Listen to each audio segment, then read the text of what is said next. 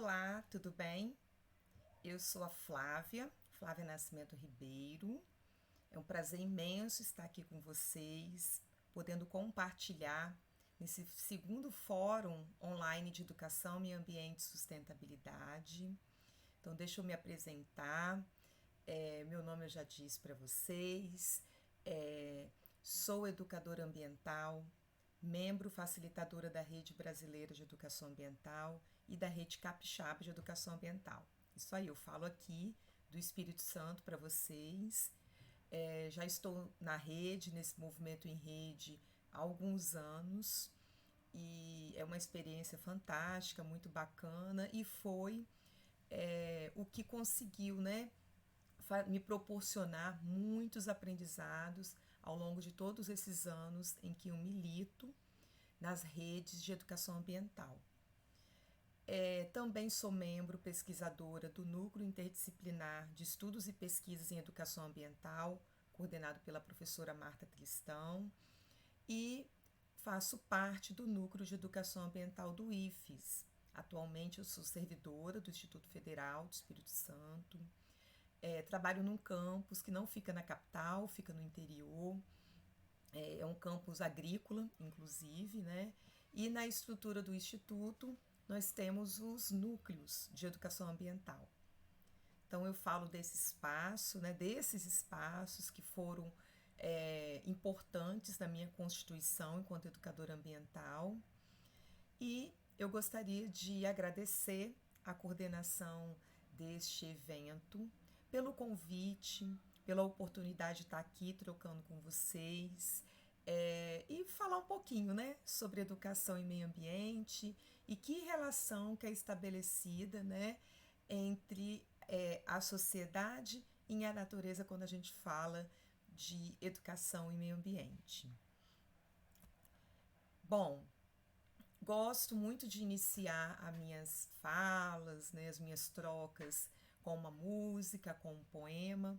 E hoje eu escolhi o Manuel de Barros, quando ele traz alguns compartilhamentos para mostrar como que é esse compor criança, né? Cresci brincando no chão entre formigas, de uma infância livre e sem comparamentos. Eu tinha mais comunhão com as coisas do que comparação. Porque se a gente fala a partir de ser criança, a gente faz comunhão. Comunhão de um orvalho e sua aranha, de uma tarde e suas garças, de um pássaro e sua árvore. Então, eu trago das minhas raízes crianceiras a visão comungante e oblíqua das coisas. Eu sei dizer sem pudor que o escuro me ilumina. É um paradoxo que ajuda a poesia e que eu falo sem pudor. Eu tenho que essa visão oblíqua vem de eu ter sido criança em algum lugar perdido, onde havia transfusão da natureza e comunhão com ela. Então eu inicio essas ideias que eu fui pensando, construindo, né, para poder chegar até aqui hoje neste fórum, com essa visão do comungar, de compor com a natureza. E não de ficar comparando, mas de compor com essa natureza, assim como Manuel de Barros, né? Nessa máxima ele nos traz e compartilha. E para poder compor com a natureza, ela se dá em diversos espaços, né? Ela se dá essa composição em diversos processos educativos. E aí eu fiquei pensando muito em Carlos Rodrigues Brandão, no professor Carlos Rodrigues, quando ele vai falar da educação. O que é educação? Naquele livrinho que é educação.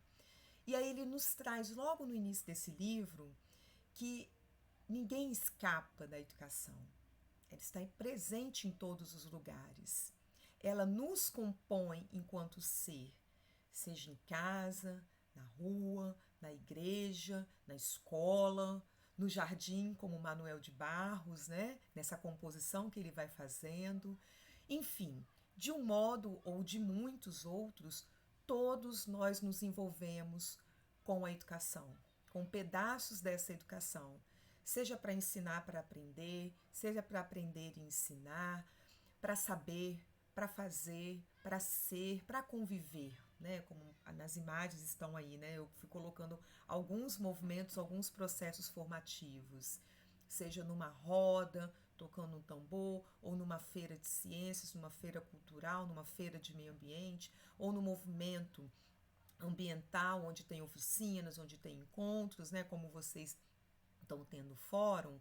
Então, de uma forma ou de outra, todos nós nos misturamos em algum momento com o processo educativo, independente de qual espaço e de qual contexto que seja, né? E aí nós estamos falando de uma única educação ou de educações. E pensando nessas educações, nesses espaços, nessas composições, eu fui tecendo algumas ideias a respeito até mesmo do processo de representação de meio ambiente que nos foi colocado ao longo de toda a nossa constituição enquanto ser, né?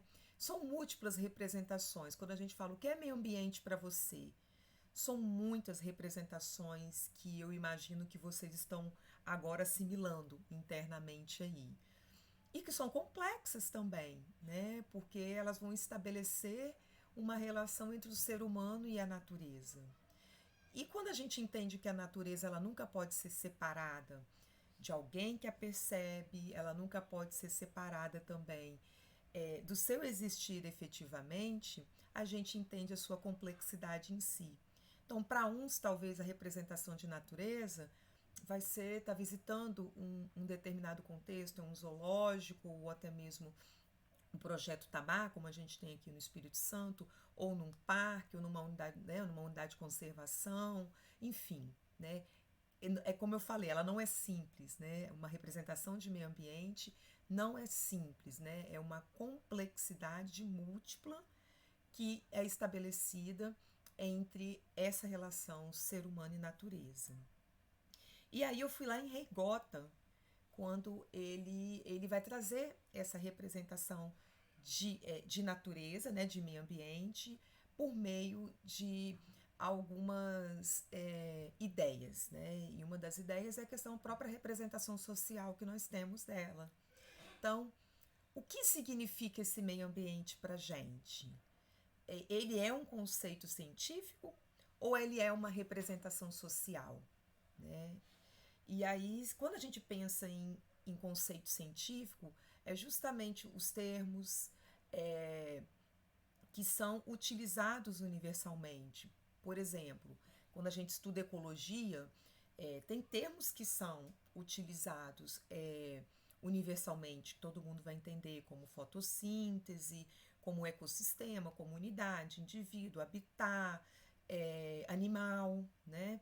Nichos ecológicos. Então, esses são conceitos científicos, que eles são definidos, compreendidos, ensinados da mesma forma pela comunidade científica. Já a representação social é algo que ela é basicamente relacionada com pessoas que atuam fora de um contexto de uma comunidade científica e o que a gente costuma falar que é o de um senso comum. Por exemplo, se eu perguntar para as pessoas, né, vamos supor que não está, né, na comunidade científica, o que é meio ambiente para você, a sua representação social de meio ambiente pode ser a mais diversa possível, como eu falei anteriormente. É o cuidado com a natureza, é a conservação, preservação, é pegar o planeta na mão e ficar ali guardando, né, de uma forma, igual tá aquela mãozinha ali, cuidadosa, de preservar, que é intocável, né?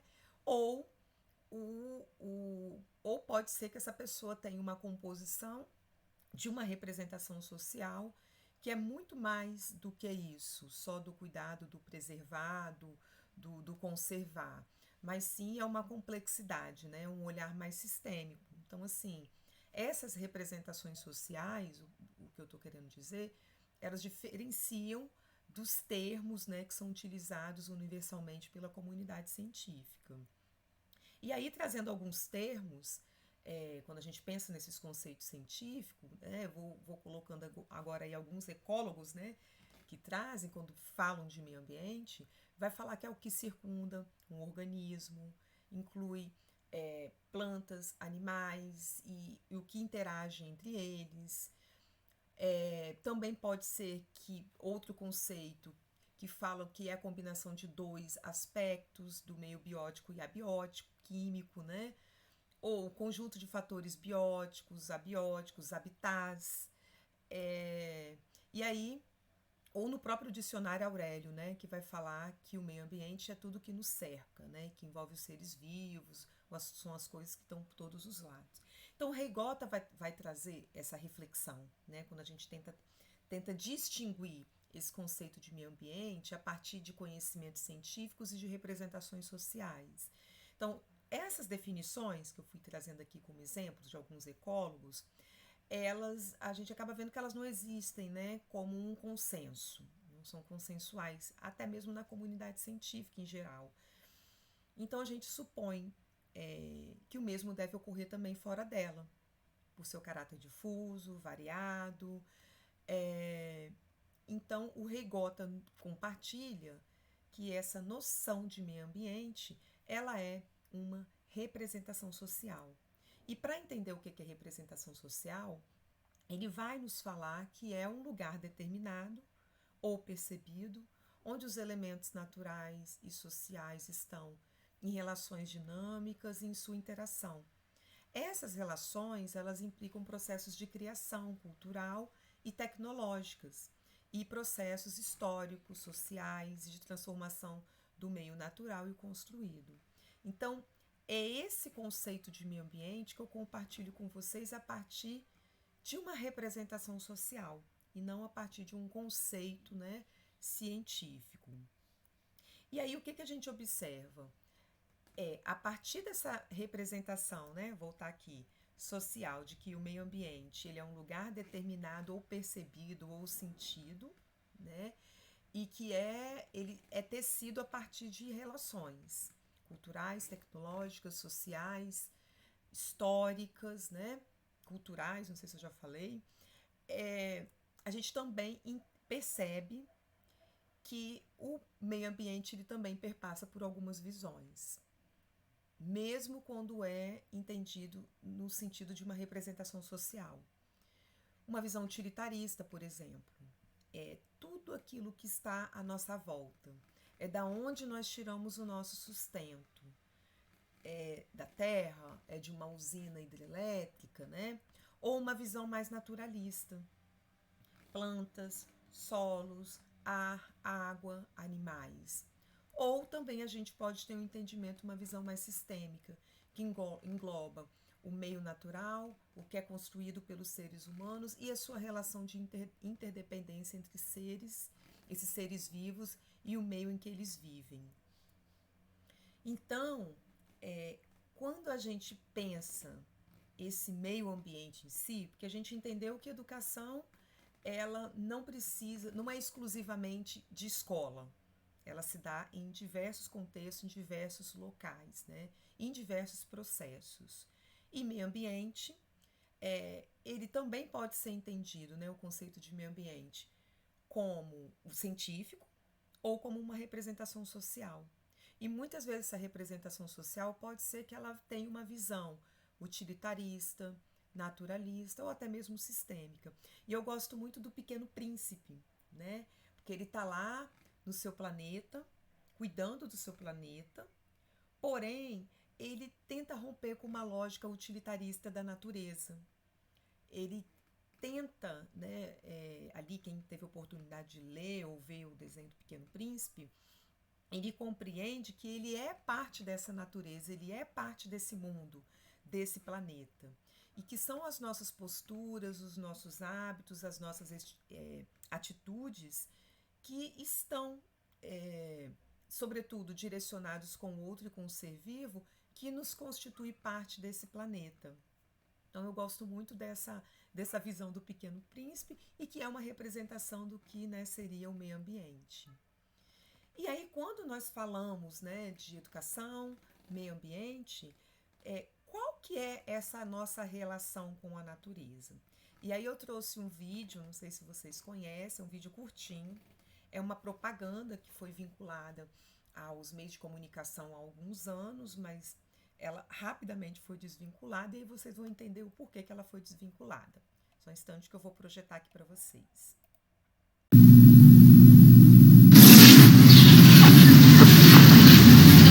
Droga de relógio. Não seria bom se tudo fosse bem feito, que nem um Volkswagen, né? As coisas iam ser menos frágeis, menos descartáveis. Tudo ia durar muito mais. E, por exemplo, se eu quisesse, eu podia ter só um fogão, um celular, só um aparelho de som. E as coisas iam ser feitas não só para seguir a última moda, para parecer que são modernas. Elas iam ter que ser bonitas por muito tempo. Como as coisas iam durar mais, as pessoas não iam precisar comprar tanto, iam gastar muito menos. As lojas iam vender menos e aí nunca ia ter fila. E as empresas iam precisar anunciar tanto. Ia ter menos comercial na televisão, menos anúncio nas revistas, menos propaganda invadindo a rua. As fábricas iam produzir menos e aí iam usar menos matéria-prima. Iam precisar de menos gente. Peraí, mas eu? Aí eu ia acabar ficando sem trabalho. Aí eu não ia poder comprar o meu Volkswagen. Pensando bem...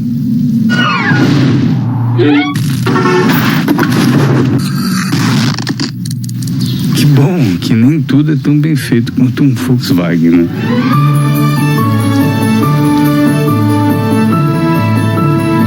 Volkswagen, perfeito para sua vida. Momento algum, né, eu quero fazer a propaganda para Volkswagen, não tô ganhando não com isso. Mas eu gosto dessa propaganda, que foi, obviamente, desvinculada rapidamente, não sei se vocês lembram, né, dos meios de comunicação, porque ela nos faz repensar a nossa relação com o nosso meio ambiente, com a nossa natureza, né, essa relação social. E ele traz justamente isso. Já pensou se tudo durasse? O nosso padrão de consumo seria completamente diferente como nós temos hoje. Você compra um mouse, ele já vem, né, lá da loja praticamente, com carimbo, né, como se fosse assim, de quanto tempo que ele vai durar esse mouse, como um celular, como hoje tudo, né, praticamente que a gente está usando. Não tem essa durabilidade como ele gostaria, né, que tivesse do Volkswagen, digamos assim. Então, hoje, os eletrodomésticos, tudo que nós consumimos basicamente, né, os eletrodomésticos, os aparelhos eletrônicos, computador, celular, relógio, né, enfim, eles têm uma data, né, é como se ele já saísse com aquela data de validade, porque a gente vai consumindo, consome, que isso tem a ver com a nossa sociedade, com os nossos padrões culturais hoje, né, de consumo. Então, se tudo durasse como um Volkswagen, como ele diz, né, é bem provável que a gente teria um outro padrão de consumo e, consequentemente, uma outra relação com a nossa natureza. Volta aí. E aí isso nos faz pensar a nossa relação sociedade-natureza. Então, para a gente falar, e hoje a gente percebe que ela é como se estivesse desplugada. É uma relação extremamente predatória, né, quando a gente olha. Muitas vezes uma visão utilitarista mesmo. Esse lago existe para que eu possa pescar, porque tem determinados tipos de espécies de peixes lá, né? Isso aqui existe para que seja em benefício para mim, né? Como se fosse assim, a natureza lá, eu aqui, e ali eu vou usufruir. Então, se a gente... como pensar numa relação mais próxima, mais intrínseca, né?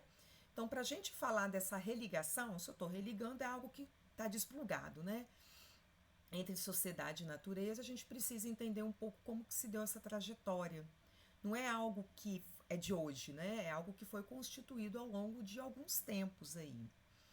E aí a gente precisa repensar. Para repensar sociedade e natureza, para religar, é preciso que a gente coloque, né, o pluguezinho novamente ali no planeta, para se sentir parte desse planeta. E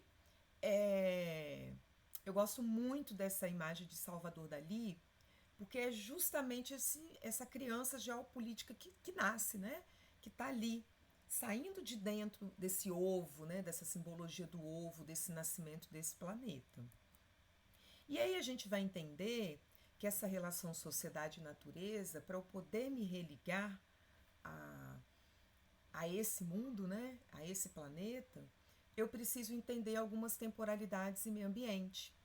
E a professora Isabel Carvalho vai me ajudar nisso, quando ela escreve aquele livro, se não me engano, A Formação do Sujeito Ecológico.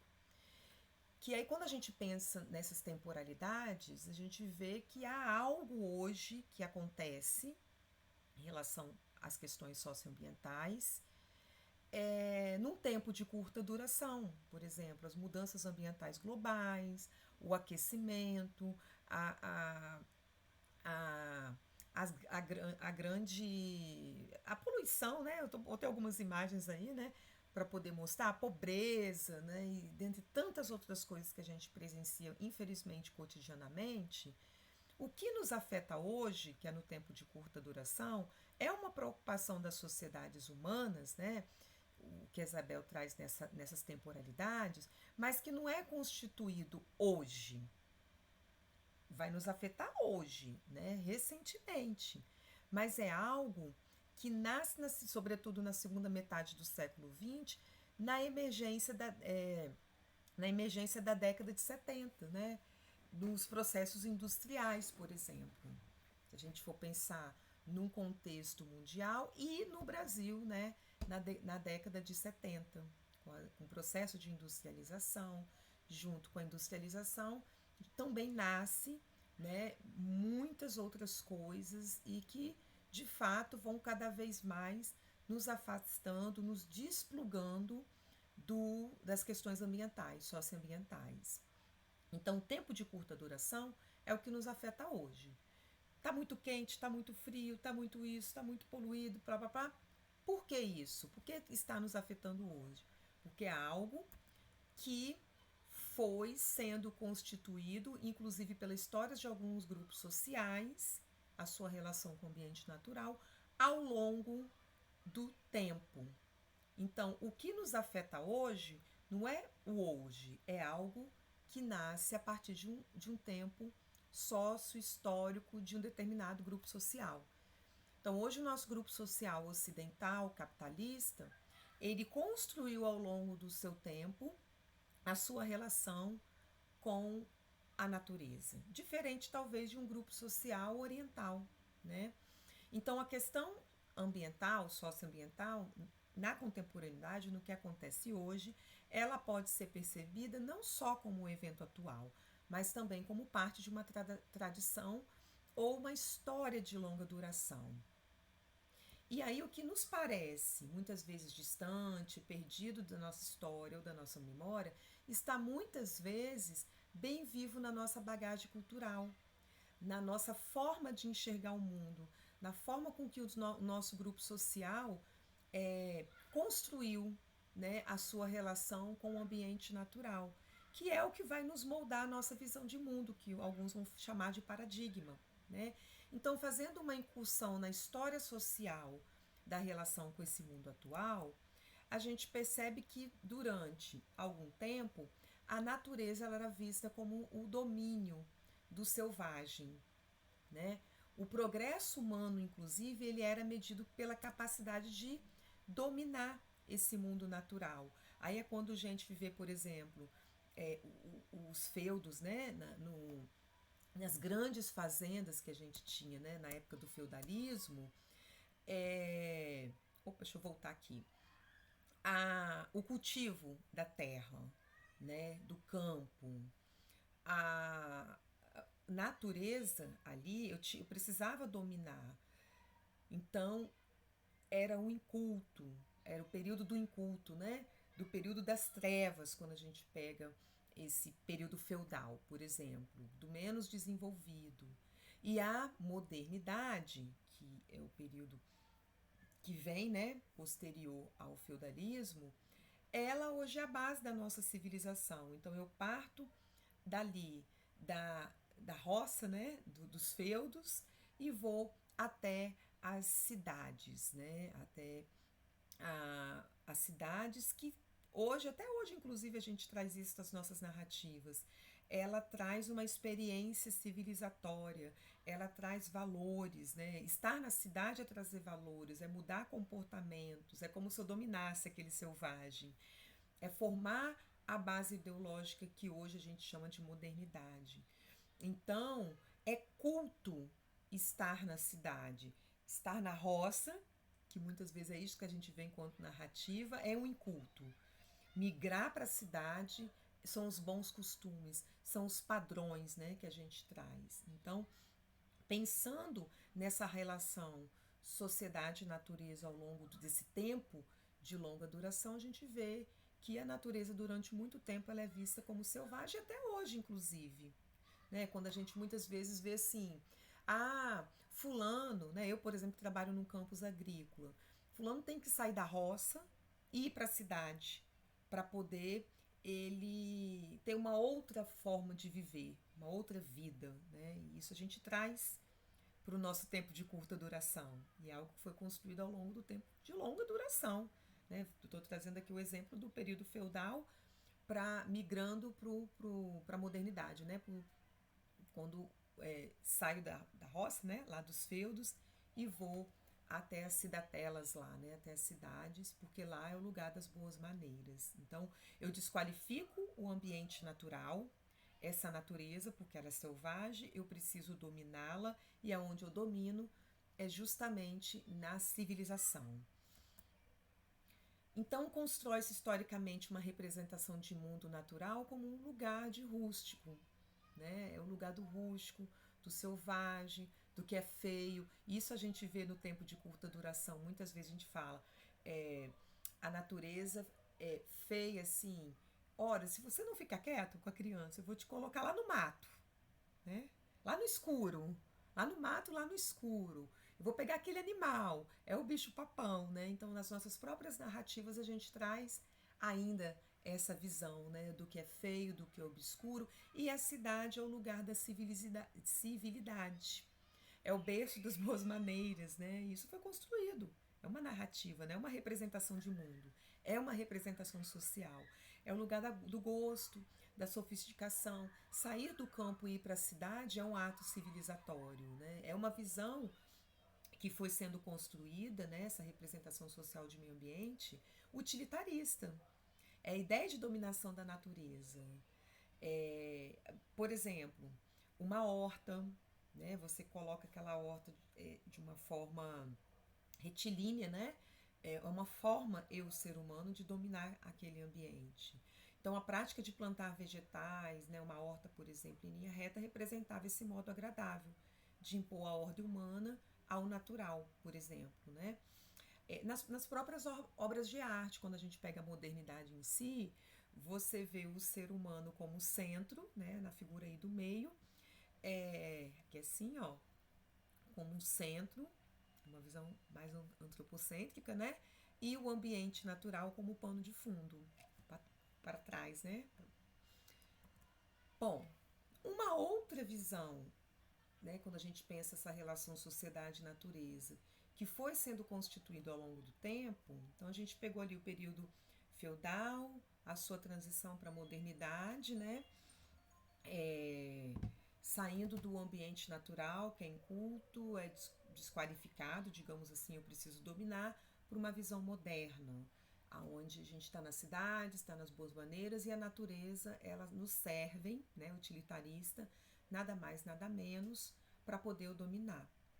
Com o passar dos séculos, né, pegando o século XVIII aí, na Inglaterra a gente vê que tem a primeira revolução industrial.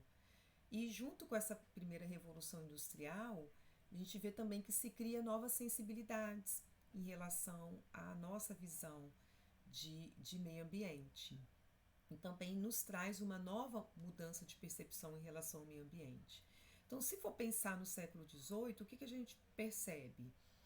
Um ambiente de processo de industrialização exacerbado, e com isso uma degradação ambiental, acho que socioambiental inclusive, né? E sobretudo de exploração da força do trabalho de uma forma muito intensa. Então, uma ocupação muito grande dessas cidades, mas elas não estavam preparadas para para receber esse quantitativo de pessoas, um volume de trabalho, horas de trabalho muito intensa, mais de 16 horas por dia. Como a cidade não estava preparada, saneamento básico, moradia e vai assim por diante, não acolheu, né, de forma como tinha que acolher, e era aquela loucura, né? É, de jornadas intensas de trabalho, condições insalubres de trabalho e de moradia também. E aí a gente consegue entender também no século XVIII algumas novas sensibilidades, um novo olhar para essa natureza, para esse ambiente, porque é impossível sobreviver durante muito tempo dessa forma. Trabalhando, trabalhando, trabalhando, trabalhando, qualquer semelhança é mera coincidência, como diz, e sem o contato com esse ambiente natural e de uma forma muito degradante, né, em termos humanas, inclusive. E aí a gente começa a perceber que vai se constituindo uma visão mais naturalista da natureza boa e bela, o próprio movimento romântico, né, o romantismo, a própria valorização desses ambientes e paisagens naturais. Porque a gente tinha esse cenário de a classe operária num ritmo desenfreado de trabalho, essas condições de vida insuportáveis, por isso que eu falo que qualquer semelhança é mera coincidência, uma intensa migração do campo-cidade, essa cidade não estava preparada para poder receber esse volume de pessoas que migravam, então moradias inadequadas, não haviam condições de coleta de lixos ou de saneamento, enfim, um cenário de violência urbana e degradação socioambiental ao extremo. E com isso as pessoas, né, estão exauridas, né, como diz, e começam a pensar, tipo, o que eu estou fazendo da minha vida, né? Eu gosto muito dessas charges que traz justamente, né, acho que vai mostrando isso pra gente. Ei, querida, passa esse jornal aí que o querosene acabou. E é um jornal, né? É a sociedade dos paradoxos, digamos assim, né? Das contradições. Ela está justamente lendo um jornal, né? Ecológico, ambiental. Daquele volume, uma sociedade com volume de informações muito grande também. O tempo todo chegando, chegando, chegando. Será que a gente não está vivendo essa sociedade do século XVIII hoje também? Né? Nesse tempo de curta duração? Um volume grande, tudo chega ao mesmo tempo de informações. Você fica um pouquinho sem olhar o WhatsApp, de repente você tem 50 mensagens de grupos, dependendo dos grupos que você está, né, está inserido. Então, essa loucura do agora, né, virando uma sociedade do cansaço, inclusive. Tem até um livro sobre isso, Sociedade do Cansaço. A sociedade não deu tempo. É a sociedade, nossa, eu não tive tempo, eu não consegui, eu tô com pressa, eu tô cansada. É segunda-feira e você já tá cansada, né? Bom, eu gosto muito dessa aqui. Tá lá, o cara trabalha na indústria, altamente poluidora. Lá. Aí ele sai lá da indústria, tossindo, passando mal, algum problema respiratório. Vai lá no pneumologista, no médico, né? O médico receita o remédio para ele, ó, você não tá legal, né? Tá com problema de alérgico pulmonar. Eu, então, que moro em Vitória, capital do pó preto, sei muito bem o que é isso. Aí o cara vem com aquele remédio que foi prescrito para ele. E aonde que é feito esse remédio? Justamente na indústria poluidora. Então, é essa sociedade aí, né? Dessa loucura que a gente costuma ver. E ninguém consegue viver assim por muito tempo. Então, quando a gente pensa nessa visão da natureza boa e bela, é justamente desse nosso resgate, né, ao ambiente natural. Antes eu me afasto, ela é selvagem, eu quero dominar. Hoje eu quero ela próxima, né? Eu quero estar próximo dessas paisagens naturais, eu quero estar... Aí floresce, né, algumas práticas de pesquisa, de viagem, naturalista, de conhecer esse mundo natural, mas também numa perspectiva, uma representação social de que a natureza ela é intocada. Eu estou ali para contemplar. Ela lá, eu caio, eu estou ali para contemplar. E uma outra, né, que a professora Isabel nesse livro vai compartilhar, é a natureza pedagógica. E aí, Jean-Jacques Rousseau, que é um pensador do século XVIII, inclusive, ele traz a sua obra Emílio, de que a natureza ela é a ordem primária e uma das fontes da educação. Então, o Jean-Jacques Rousseau ele vai valorizar a natureza como uma dimensão formadora do ser humano como uma fonte de vida, né? Eu me formo, me constituo nesta ordem primeira que é o ambiente natural. Então, eu trouxe essas visões de natureza justamente para entender que a nossa relação com a sociedade e natureza ela nos convida a repensar o nosso olhar, né? De que ela não pode ser intocada, mas também ela não é dominada. E quando a gente entende uma visão mais sistêmica de que ela é uma composição, que eu me constituo enquanto ser humano a partir dessa minha relação enquanto ordem primária, eu vou entender que ela é muito diferente do que foi constituído no tempo de longa duração. Mas para isso é preciso a gente romper, né, com algumas visões de mundo, com algumas lentes que nos são colocadas para entender a nossa relação enquanto sociedade e natureza. Então, por exemplo, é preciso reconectar, que a gente sabe disso, mas para reconectar a gente precisa fazer algumas leituras e entender as nossas visões de mundo. Por exemplo, o que vocês veem nessa imagem? É uma imagem de René Magritte, por exemplo. O que vocês enxergam nela? Eu uso muito essa imagem e geralmente quando eu faço essa pergunta, as pessoas ficam olhando e falam assim, eu vejo uma paisagem, né? Eu vejo uma janela e uma paisagem. Eu já tive momentos que uma pessoa falou que viu uma montanha. Gente, uma montanha? Aquele pontinho lá em cima é uma montanha. Então, assim, esse é um quadro de René Magritte. O que eu vejo aqui, né?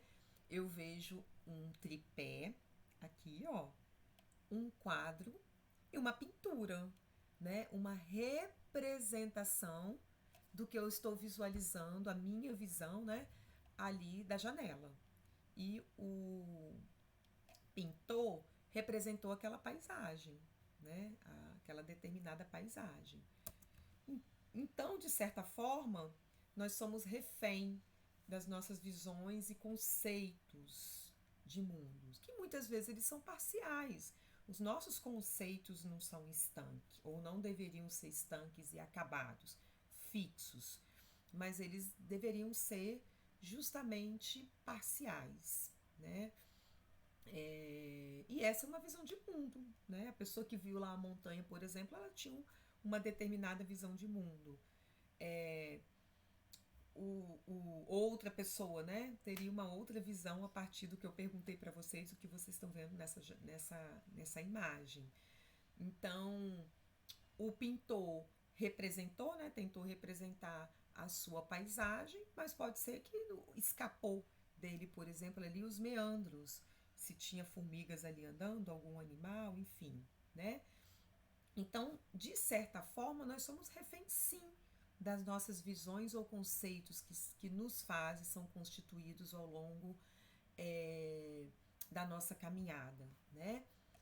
Mas que é preciso também a gente romper esses nossos conceitos, né? Romper essas nossas representações sociais em relação à sociedade e natureza. Como que eu rompo isso? É como se eu estivesse trocando, né, uma lente de óculos. Quem usa óculos vai saber disso. Eu tenho lá o meu óculos, minha lente, meu grau, e ele é muito bom, me faz ler, flui, tudo flui. De repente começa a ficar embaçada a minha vista, eu vou ao médico, faço um novo exame, preciso mudar a minha lente, o meu grau, faço um novo óculos, coloco aquele óculos. Quando eu coloco o óculos, no primeiro momento, traz um desconforto para mim. Mas depois eu me acostumo com essa lente e consigo enxergar de uma forma muito clara. Assim são os nossos conceitos e visões de mundo, né? A gente tem conceitos, ângulos que já são construídos, aquele óculos que eu já estou usando ali em determinado momento, mas há algo de repente que nos move ali, que nos faz pensar, né? Entender a realidade de uma forma diferente e faz com que a gente troque as nossas lentes, que no início pode trazer um desconforto, mas depois faz com que a gente enxergue aquela mesma paisagem, só que com visões de mundos diferentes. E um bom exercício para isso eu gosto muito da Gestalt. Eu tenho uma imagem, que é essa apresentação que eu vou passar para vocês agora, que é justamente enxergar a mesma realidade, só que com lentes diferentes. Eu vou passando aqui agora para vocês.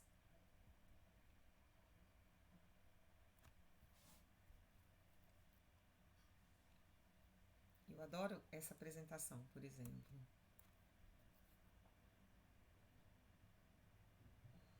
Num primeiro momento a gente enxerga de uma forma e de um outro momento a gente percebe que tem outras formas, visões, né, de enxergar e estabelecer os nossos conceitos.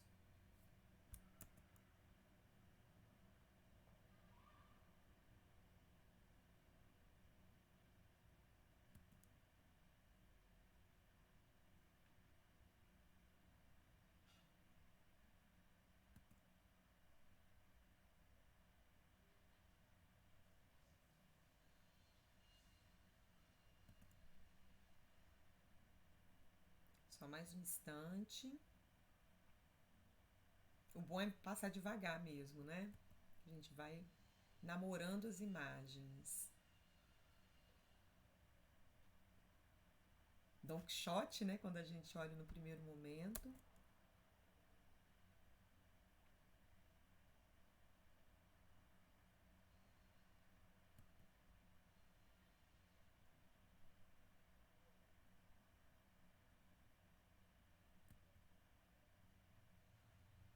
Mais uma.